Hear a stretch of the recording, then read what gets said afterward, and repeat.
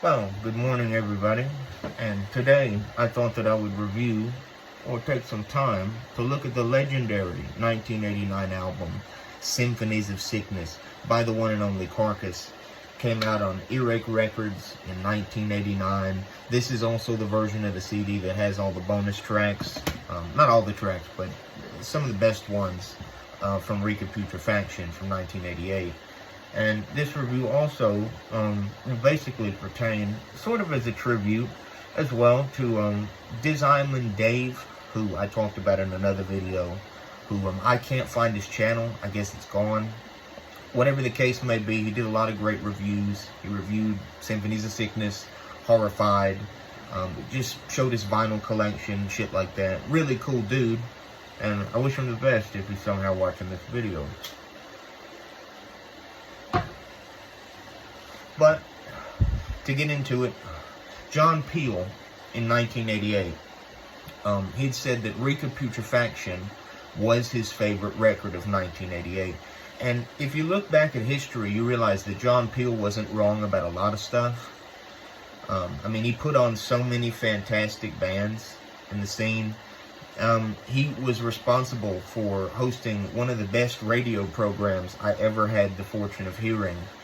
You can find old clips of it on YouTube. He was a real showman, and most of the time he knew what the fuck he was talking about. Therefore, damn, that didn't taste good.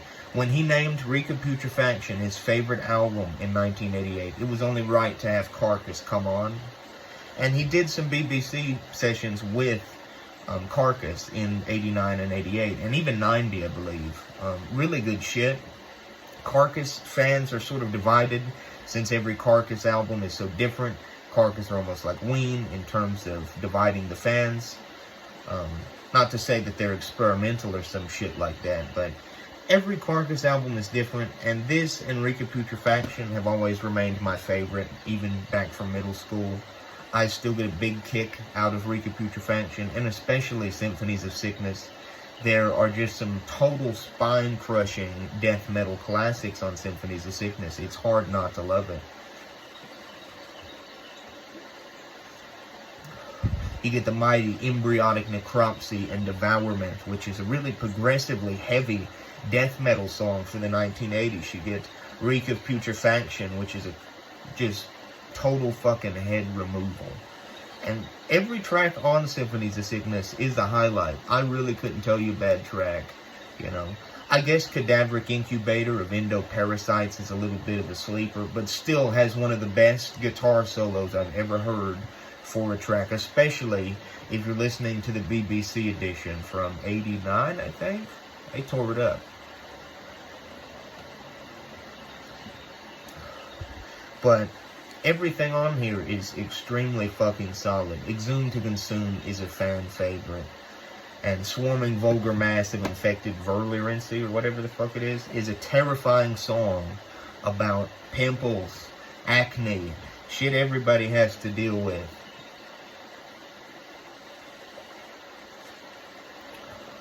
And Carcass definitely went in a way different direction, but not a super huge different direction, than on Putrefaction.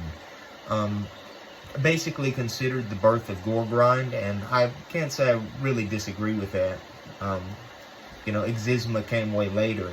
But Putrefaction is a great album. I know fans are sort of divided on it, but it's one of the best gore grind punk, energy-laden albums I've ever heard. I love the production on it, but that's just because I've listened to it for years. It's not that bad. It's not that bad, guys. Guys, come on. It's not that fucking bad. There was definitely an upgrade in sound on Symphonies of Sickness. It's still got this sort of fucking musty-ass lo-fi sort of feel to it. And that's the way it should be. And it's unfortunate that Carcass didn't continue to go in another direction like this. But I sort of understand their reasoning. When you release two classic albums back-to-back, sort of hard to do a follow-up that's feasibly infused with the same influences and styles, you know. But we got Necroticism, Descanting the Insalubrious in, was it 90 or 91? I forget. I'm not a huge fan of that album. And depending on who you're talking to, this is where Carcass drop off from relevancy. Necroticism was a pretty good album. There are some pretty good tracks on there. And it is an interesting album, especially if you're afraid of sadistic doctors and surgeons, which I am. Maybe that's why I haven't listened to it so much. Carcass did shit like Heartwork later in the decade, Swan Song, Surgical Steel a few years ago now. And I think I gave up when I heard Captive Bolt Pistol. That's just me. Bill Steer, great guitar player, was also in Napalm Death for pretty good stretch of their classic career, and he was even in a blues rock group called Firebird in the 90s, which is pretty funny to think about.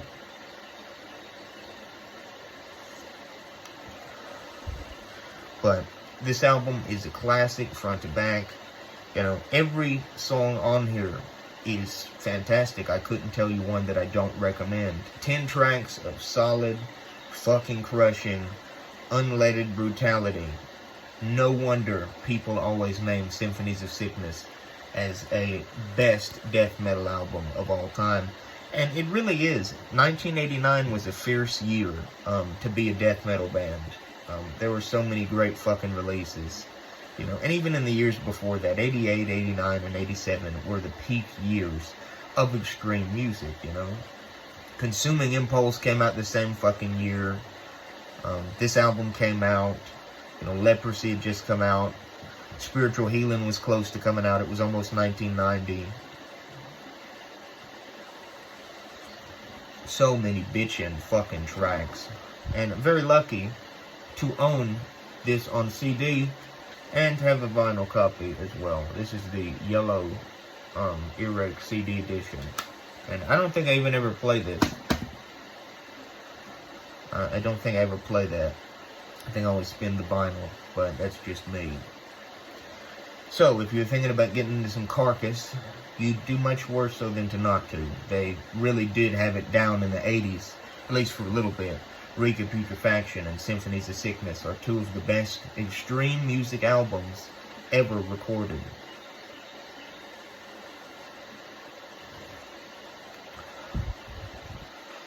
And Carcass did go on to have a pretty good career, I guess you could say, though I'm not a huge fan of melodic death metal. Hey, I do like some of it now. Heartwork just wasn't my favorite by any means at all. And Swan Song really seemed to divide the Carcass faithful. I don't know how I feel about that album after all these years. I really don't.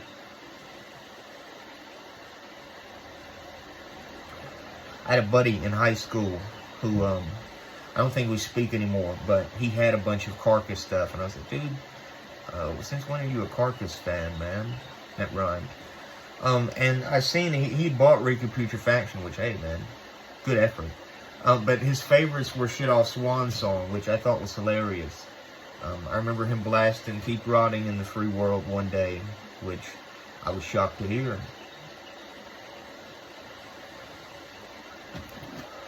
So if you want to get into some 80s death metal with a classic fucking real death metal feel, check out Carcass, Symphonies of Sickness from 1989. And while I'm at it, check out Reeker Putrefaction from 1988.